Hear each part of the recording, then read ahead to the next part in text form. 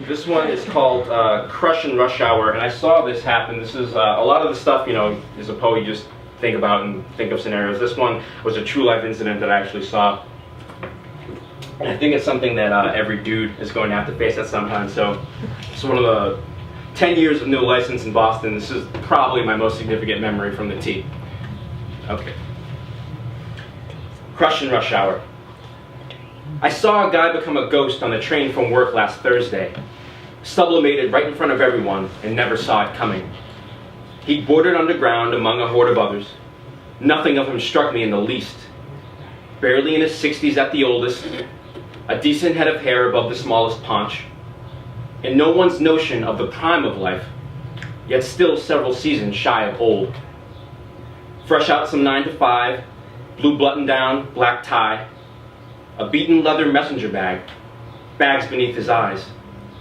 Just another worn-out worker trudging by a subway.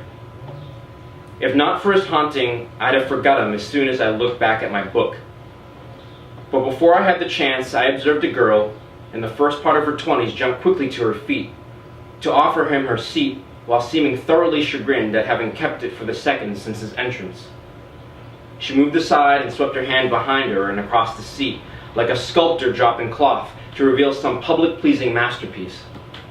The only thing the scene lacked was a proud ta-da. The first look on his face was only bafflement, as if she'd garbled in a made-up language, some tongue beyond the lick of reason. Then, as her meaning dawned on him, and what that meaning made of him, I saw, for the smallest instant possible, the very picture of a spirit being broken. The realization that in the eyes of this young beauty, he was not an older man, a potential partner of mystique, experience, and means, but an elderly one, an antique rag doll, displayed fragile on the mantel, never to be handled.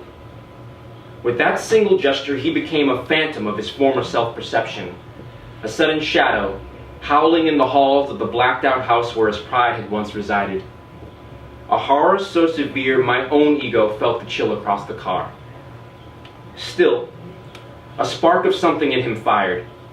He recovered before most could notice, willed himself to chuckle, eked out an "oh no," a "thanks, that's so nice of you, but I prefer to stand." No one else that I could see registered the wrecking of a psyche pushed to forced amendment, in the open, unforeseen. Self-worth spooked into retreat, total terror, even if observed only by a single other heartbroken rider on the T. Thank you.